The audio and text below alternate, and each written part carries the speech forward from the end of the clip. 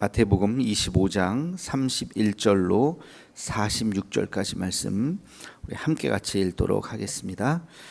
인자가 자기 영광으로 모든 천사와 함께 올 때에 자기 영광의 보좌에 앉으리니 모든 민족을 그 앞에 모으고 각각 구분하기를 목자가 양과 염소를 구분하는 것 같이 하여 양은 그 오른편에 염소는 왼편에 두리라. 그때에 임금이 그 오른편에 있는 자들에게 이르시되 내 아버지께 복받을 자들이여 나와 창세로부터 너희를 위하여 예비된 나라를 상속받으라. 내가 줄일 때에 너희가 먹을 것을 주었고 목마를 때에 마시게 하였고 나그네 되었을 때에 영접하였고 헐벗었을 때에 옷을 입혔고 병들었을 때에 돌보았고 옥에 갇혔을 때에 와서 보았느니라. 이에 의인들이 대답하여 이르되 주여 우리가 어느 때에 주께서 줄이신 것을 보고 음식을 대접하였으며 목마르신 것을 보고 마시게 하였나이까. 어느 때에 나그네 되신 것을 보고 영접하였으며 헐 벗으신 것을 보고 옷 입혔나이까.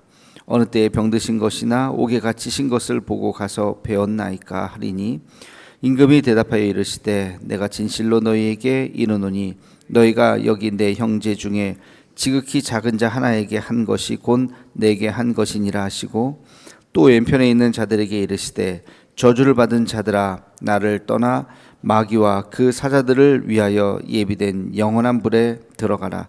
내가 줄일 때에 너희가 먹을 것을 주지 아니하였고 목마를 때에 마시게 하지 아니하였고 나그네 되었을 때에 영접하지 아니하였고 헐 벗었을 때에 옷 입히지 아니하였고 병들었을 때와 옥에 갇혔을 때에 돌보지 아니하였느니라 하시니 그들도 대답하여 이르되 주여 우리가 어느 때에 주께서 줄이신 것이나 목마르신 것이나 나그네 되신 것이나 헐 벗으신 것이나 병드신 것이나 옥에 갇히신 것을 보고 공양하지 아니하더이까. 이에 임금이 대답하여 이르시되 내가 진실로 너희에게 이르노니 이 지극히 작은 자 하나에게 하지 아니한 것이 곧 내게 하지 아니한 것이니라 하시리니 그들은 영벌에 의인들은 영생에 들어가리라 하시니라. 아멘. 오늘 말씀은 예수님께서 복음의 핵심에 대한 심판의 기준에 대해서 지금 이야기하고 있는 것입니다. 복음은 듣는 것에서 끝나는 것이 아니라 듣고 실천하는 데까지 나아가야 한다. 전체적인 말씀의 주제는 그거죠. 근데 조금 더 자세하게 오늘 말씀을 보면 몇 가지를 우리가 생각을 해볼 수가 있습니다. 첫 번째는 마지막 날 심판이 있을 것인데 심판을 하잖아요. 의인은 영생에 또 악인들은 영벌에. 그게 이제 마지막 날 하는 거예요. 근데 그 기준이 뭐냐? 행위의 심판이라고 볼 수가 있습니다. 행위의 심판. 근데 행위의 심판이라고 이야기하면 지금까지 우리가 행위가 아니라 믿음 아닌가요? 그렇게 이야기할 수 있어요. 이게 사실은 오랜 논쟁입니다. 구원은 행위로 받느냐? 아니다. 믿음으로 받느냐? 그렇죠. 믿음으로 받는다. 근데 여기에 또 함정이 있어요. 그럼 믿음이 뭐냐? 믿음이 있다 없다를 또 어떻게 알 수 있느냐? 믿음이 있다 없다를 알 수 있는 게 그게 또 행위라는 거예요. 다시 말하면 어떤 사람이 나는 구원받았어 라고 구원의 확신을 가져요. 근데 이 사람이 교회도 안 나와, 주일도 예배도 안 드려, 자기 혼자 난 믿음이 있어, 나는 구원받았어, 자기 혼자 주장하면서 교회에서 교회도 안 나와, 예배도 안 드려, 아무것도 안 한다고 한다면 진짜 저 사람이 구원 받았을까? 라고, 저 사람이 진짜 예수 믿는 거 맞나? 라고 의심을 할 수가 있겠죠. 진짜 받을지 안 받을지는 아무도 몰라요. 그날 가봐야 아는 거지만 주변에서 저도 그런 사람 봤어요. 자기는 뭐 부모님도 예수님 믿고 뭐 자기 집안도 다 예수님 믿는데 자기도 뭐 예수님 믿는데요. 근데 신앙생활을 안 해. 교회를 안 다녀. 저 사람이 주장하는 그 믿음이라는 게 과연 뭐냐? 진짜 예수 믿는 거 맞냐? 말로만 그러는 거 아니냐? 라고 충분히 의심을 할 수가 있죠. 그러니까 믿음이 있다고 하는 것은 행위로 증명이 돼야 되는 거예요. 행위로. 내가 구원받았어 라고 한다면 그 사람은 주일 성수도 잘하고 신앙생활도 잘하고 교회에서 또 주어진 일들도 잘하고 성실하게 잘하면 저 사람이 믿음이 있다고 말하는데 진짜 그럴 수 있겠다 라고 우리가 납득을 할 수가 있는 거죠. 그러니까 이 행위라고 하는 것이 그냥 단순한 문제가 아니다는 거예요. 실제로 또 야고보서에 보면 믿음이라는 게 두 가지가 있다. 산 믿음이 있고 죽은 믿음이 있다. 나는 믿음이 있어. 본인은 우기지만 그게 살아있는 믿음이 아니라 죽은 믿음일 수 있다는 거예요. 산 믿음과 죽은 믿음의 기준은 뭐예요? 행함이 있는 믿음이 산 믿음이다. 이게 야고보서의 핵심이잖아요. 그죠? 로마서는 오직 믿음. 로마서와 야고보서가 어떻게 보면 반대의 이야기를 하는 것 같지만 사실은 그 두 개가 같이 있을 때 구원의 완성이라고 볼 수가 있는 거죠. 믿음으로 시작하는 거 맞습니다만 그 믿음이 연그러지고 그 믿음이 진짜 참 믿음이 되기 위해서는 행함으로 우리의 삶이 증거가 되어야 한다는 거예요. 그러니까 행함이라고 하는 것은 선행이죠. 선행이라고 하는 것은 구원의 조건은 아니지만 분명히 기억하셔야 돼요. 우리가 행함으로 구원받는 건 아니에요. 구원의 조건이 아니지만 구원받은 사람은 행해야 한다는 거예요. 구원받은 사람은 행함으로 선행으로 그것이 증명이 되어야 한다는 것이죠. 이 차이를 잘 여러분이 이해를 하셔야 됩니다. 다시 한번 구원은 행함으로 받는 건 아니에요. 그렇죠? 구원은 믿음으로 받아요. 근데 그 믿음이라고 하는 것은 행함으로 완성되는 거예요. 행함으로. 말만 그냥 막 나 믿는다. 그거는 진짜 믿음이 아니라고요. 그 믿음이라고 하는 것은 정말 예수님의 말씀대로 살려고 하는, 우리가 뭐 100% 그렇게 살 수는 없겠습니다만은 최소한 내가 할 수 있는 범위 안에서 살려고 애쓰고 노력하고 매일매일 회개하고 그 노력이 있을 때 그 사람이 진짜 믿음이 있다고 말할 수 있는 거지. 난 믿음이 있어. 교회도 안 다녀. 뭐 아무것도 안 해. 그 믿음이 과연 뭐냐 이거. 공허한 믿음이라는 건 죽은 믿음이라는 거죠.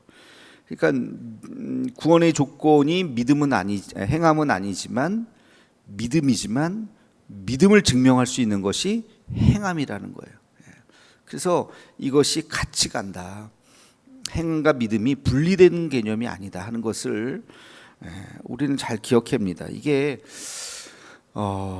개신교에서는 그 믿음을 강조하다 보니까 행함이 이게 온데간데 없어졌어요. 그냥. 그리고 그 믿음이라는 게 그냥 단순히 주여 주여 하는 교회 안에서, 그래서 그냥 교회 안에서만 열심히 막 부르짖고 막 뜨겁게 막 하면 저 사람 참 믿음 좋아 이렇게 하다 보니까 교회 바깥에서 자기 일상에서 심지어는 가정에서 폭력을 행하고 하여튼 가정에서 제대로 하지도 않는 그런 이제 삶과 신앙이 분리되는 일들이 꽤 많이 있죠. 또 교회 안에서는 또 알 수도 없고, 뭐 저도 마찬가지. 여러분들이 주일날만 보니까, 뭐 이렇게 새벽에 예배 시간에만 보니까 제 눈에는 다 귀하게 보이고 대단하다고 보이지만 여러분들의 직장에서, 여러분들의 가정에서 어떤 일을 하는지 저는 모르잖아요. 뭐 반대도 마찬가지죠. 여러분들도 제가 뭐 어떻게 하는지 잘 모르잖아요. 눈에 안 보일 때 내가 뭘 하고 있는지 잘 모르시잖아요. 서로 잘 모른다고요. 그러니까 교회 안에서만 보고 그러다 보니까 그게 일치가 되지 않는 분들이 많더라. 이제 이게 한국 교회의 가장 고질적인 옛날부터 그런 문제들 아닙니까? 그러니까 행함이 일치되지 않은 믿음, 서로 속고 본인도 속고, 본인도 막 어느 순간 뭐 직분을 얻으니까 야 내가 안수집사 됐어, 내가 권사 됐어, 내가 심지어는 장로 됐어. 그러니까 본인의 믿음이 되게 좋은 걸로 본인 스스로도 착각하고, 이제 이런 일들이 개신교 안에서 굉장히 많이 벌어지게 된 거죠. 사실은 그래서 요즘 우리가 종교개혁이 뭡니까? 행함에서 믿음을 강조하는 게 종교개혁이었잖아요. 중세시대 때 그런 가짜 행위들을 너무 막 강조하다 보니까, 믿음 없는 행위만을 강조하다 보니까 믿음이 먼저다 하는 것이 종교개혁의 슬로건이었다면, 지금 오늘날의 제2의 종교개혁은 다시 행위로 넘어가야 하는, 너의 믿음을 행위로 증명하라. 그렇게 다시 어떻게 보면 다시 행위로 넘어가야 하는 그런 종교개혁이 되어야 한다라고 말하는 분들도 있어요. 굉장히 일리 있는 이야기인 것 같아요. 그만큼 우리의 믿음을 말해줄 수 있는 게 그게 행위죠. 그러니까 예배 빠지지 않으려고 애써야 되고, 이렇게 기도의 자리에 나오려고 애써야 되고, 새벽에 눈 비비면서 나오는 게 쉽겠습니까? 어렵잖아요. 저도 이렇게 휴가 때 늦잠 자다가 오늘 이렇게 새벽 예배 오늘 이제 휴가 끝나고 나가야지 시계를 몇 개를 맞춰놓고 늦으면 안 된다는 생각에 이렇게 딱 나오는 게, 물론 뭐 이제 알람이 울리기 전에 확실히 사람이라는 게 희한해요. 어저께까지는 이 시간에 눈이 안 떠졌는데 오늘은 알람이 깨지기 전에 눈이 탁 떠지더라고요. 그렇게 해서 이렇게 나온다는 게 쉬운 게 아니죠. 이게 그만큼의 의지와 그 마음들이 있기 때문에 여러분이 지금 이 자리에 있는 거라고 생각해요. 그 믿음, 이게 행위로 우리가 증명을 하는 거예요. 우리가 내가 그래도 성도인데, 우리 교회를 열심히 나오는 성도인데, 교회를 사랑하는 마음으로 내가 새벽 예배를 지켜야지 하는 마음으로, 물론 뭐 영상 보고, 영상도 조회수가 한 열흘 정도 지나면 한 100회 정도 나오던데, 영상 보실 수 있어요, 나중에 천천히. 그러나 현장에 나와서 이렇게 예배를 드린다고 하는 것이 저는 훌륭하다고 생각해요. 그래서 그게 우리의 행위 아닙니까? 행위. 이게 아무것도 아닌 게 아니에요. 이것을 보고 말씀하신다는 거죠. 그래서 오늘 이 말씀은 행위 구원을 얘기한다, 이렇게 단순하게 얘기하시면 또 문제가 있어요. 행위 구원을 얘기하는 게 아니에요. 너의 믿음을 행위로 증명하라는 거예요. 행위로 증명하라는 거예요. 하나님은 중심을 보시기 때문에 그 사람이 말만, 껍데기 신앙만을, 믿음만을 이야기하는지 진짜 올바른 신앙을 이야기하는지 하나님은 아신다는 거예요. 우리는 잘 모르죠. 서로 속일 수도 있고 속을 수도 있고 자기 자신도 속을 수도 있고. 그러나 이 행위가 우리의 믿음 안에 녹아져 있다고 하는 것을 첫 번째 교훈이에요. 이것을 잘 기억해야 된다. 두 번째 교훈은 작은 자에게 한 것이 곧 예수님께 한 것이다. 이 말을 조금 더 바꿔 이야기하면, 이 땅의 작은 자들은 모두 예수님의 현현이다. 현현이라고 하는 것은 예수님의 이렇게 다시 이렇게 내 눈앞에 보여지는 것을 현현이라고 하는데, 그렇게 표현을 하는데, 이 땅의 작은 자들은 예수님의 현현이라고 하는 의식을 우리가 갖고 있어야 돼요. 굉장히 연약한 자들, 오늘 말씀하시잖아요. 우리가 언제 했어요? 그랬더니 지극히 작은 자에게 한 것이 나에게 한 것이다. 그 얘기 뭐예요? 지극히 작은 자가 예수님의 현현이에요. 이것은 오늘날도 마찬가지예요. 그러니까 약한 자들, 약자들, 가난한 자들, 불쌍한 자들, 그런 사람들을 보고 그냥 지나쳐서는 안 된다는 거죠. 여러분, 진짜 예수님이 도와달라고 손 내밀면 안 도와줄 사람이 있어요? 그건 크리스찬이 아니죠. 그렇죠? 예수님이 이렇게 손을 내밀면 그건 뭐 당연히 무릎을 꿇고서라도 우리가 도와드리는 정도가 아니라 내 몸을 던져서라도 주님 앞에 나가야 되는 거죠. 그런 의식이 우리에게 있어야 된다는 거예요. 그런 의식이. 그래서 가난한 자들, 돕는 것은 나를 돕는 것이다. 이 땅에 연약한 자들, 작은 자들은 예수님의 현현이다라는 의식을 우리가 가지고 있어야 된다. 그냥 지나쳐서는 안 된다. 내가 할 수 있는 것, 내가 지금 할 수 있는 것에 최선을 다하도록 애써야 한다. 그래서 우리 기독교인들은 그런 가난하고 불쌍하고 연약한 자들에 대한 관심이 당연히 있어야 돼요. 당연히 있어야 돼요. 세상 사람들은 그런 사람들을 무시할 수 있겠죠.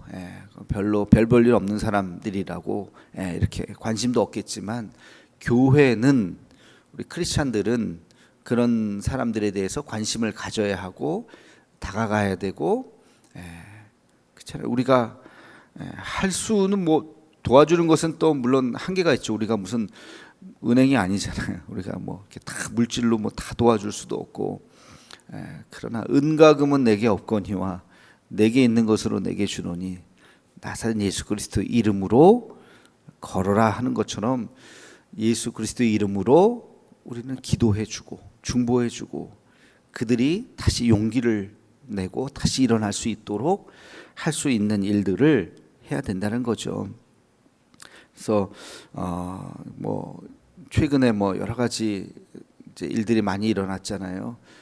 수해 지역에 생명을 잃은 분들도 있고, 지나가다가 살인 미친놈 하나 때문에 살인을 당하고 목숨을 잃고 하는 분들도 있고, 너무 시달려서 목숨을 끊은 아이들한테, 너무 아이들한테 시달리는 게 아니죠. 그 아이들의 학부모들한테 시달리다가 너무 힘들어서 그 꽃다운 나이에 교사가 됐다고 했을 때 얼마나 기뻐했겠어요. 자기 꿈이 이루어졌다고 온 가족이 다 기뻐하고 그랬을 텐데, 몇 년 되지도 않아서 그 일로 인해서 목숨을 끊을 수밖에 없는 상황으로 내모는 그런 뉴스들을 접할 때마다 참 너무 마음이 아프죠. 그래서 뭐 우리가 할 수 있는 일들이 뭐겠어요. 다시는 그런 일들이 없도록 우리가 기도하고 또 그 유족들, 가족들을 위로해 달라고 기도할 수 있는 것밖에 없겠지만, 아무튼 그런 것에 대해서 우리가 관심을 가져야 돼요. 관심을 갖고 우리 마음이 모아지고 하는 일들, 사회적 약자들에 대해서, 요즘에는 약자들이 굉장히 소수자들이라고 표현하기도 하는데 많죠. 그런 단순히 그냥 가난한 자들만이 아니에요. 물론 가난한 자들도 우리가 관심을 가져야 되겠지만, 장애인들이라든지 뭐 하여튼 사회적 약자들이 많습니다. 그런 사회적 약자들에 대해서 교회는 관심을 갖고 그들의 그 목소리, 작은 목소리를 함께 보태줘야 될 수 있는 그런 일들을 교회가 해야 된다. 이게 왜 해야 됩니까? 오늘 말씀이 바로 그거예요. 오늘 말씀이. 세 번째 우리가 기억해야 되는 교훈은, 선한 일을 한 사람은 그것을 잊어버리고, 그죠? 선한 일을 한 사람이 그것을 잊어버려요. 우리 언제 그랬어요? 왜 그래? 왜 잊어버렸을까요? 그게 습관이 되었기 때문에 잊어버려요. 여러분, 습관적으로 한 행동을 기억해요? 기억 못해요, 그죠? 난 습관적으로 한 거니까. 어쩌다 한 번 한 거는 기억해요. 내가 어쩌다가 내 큰 맘 먹고 한 거는 기억해요. 어떤 불쌍한 사람에게 10,000원짜리 하나는 줬다고 칩시다. 이 사람이 평생 처음 하는 행동이야. 기억할까요, 안 할까요? 당연히 기억하죠. 내 평생에, 야, 내 지갑에서 내가 이 사람한테 내가 10,000원짜리 한 장을 줬다. 뭐 자랑하고 다닐 거예요. 근데 늘 그렇게 하는 사람은, 내가 그랬나? 난 늘 누구한테 준 거는 같은데 누군지 모르겠는데. 늘 그렇게 하는 사람은, 그거 평소에 습관처럼 하는 사람은 그걸 기억 못하죠. 그러니까 이 선한 사람은 늘 선행을 한 거예요.